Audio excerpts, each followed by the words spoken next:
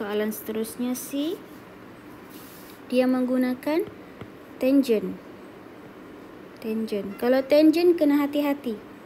Tangent tidak ada amplitude, tidak ada maksimum dan tidak ada minimum.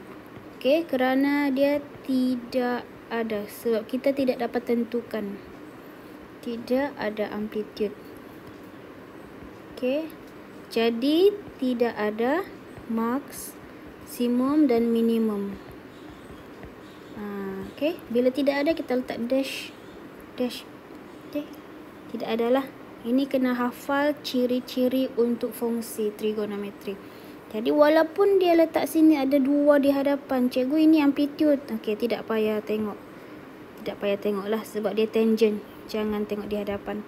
Kita tengok yang belakang ni, tangent 4x. Okey, tangent 4x mana kita tahu bahawa 4 ni yang bersebelahan dengan huruf x tu adalah kitaran. Jadi kita tahu bahawa sudah di sini kitarannya adalah 4. Okey, 4 kitaran. Contoh di bawah ni pun dia sudah beri ada 4 kitaran. Untuk satu kitaran tangent, asasnya macam ni adalah satu kitaran. Okey, dia macam tidak bertemu. Ni satu kitaran. Lepas tu yang ni satu kitaran.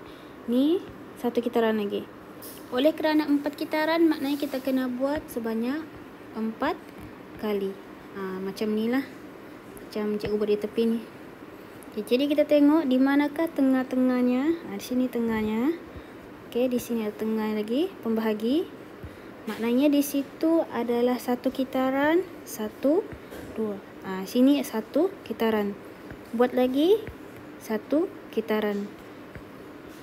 Satu kitaran. Satu kitaran. Okey. Jadi kita buat, kita lakar di sini. Di sini satu kitaran.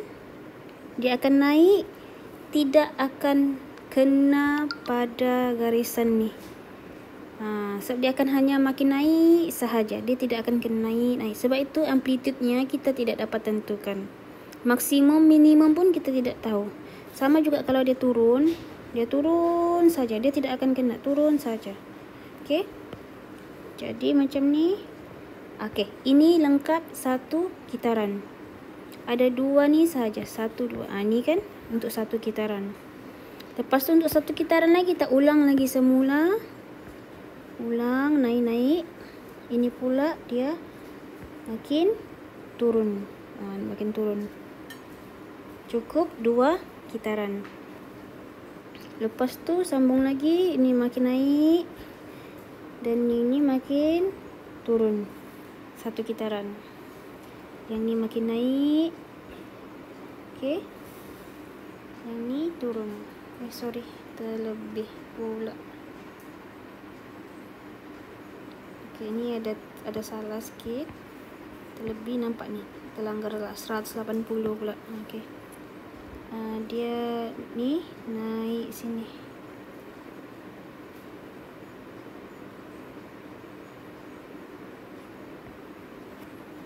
Dia terlebih pula. Cikgu buat pembahagi dulu.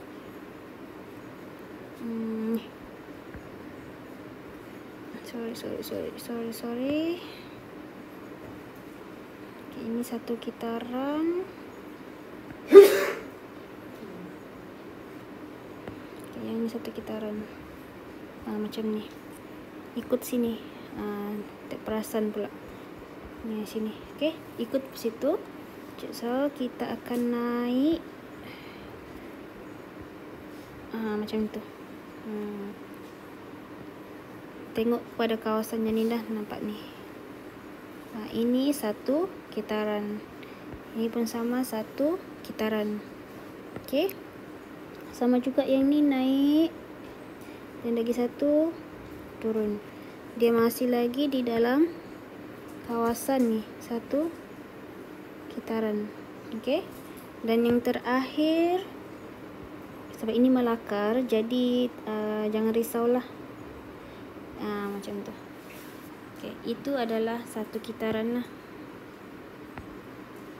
Jadi semuanya ada berapa kitaran? Kita cek. 1, 2, 3, 4. Cukup ada 4 kitaran untuk 360 darjah. Yang di sini dia pakai 360 darjah. Ada 4 kitaran. Okey, kita cek ada 4 kitaran untuk 360 darjah. Gambar asalnya tu gambar aja yang macam ni, grafnya. 1 kitaran,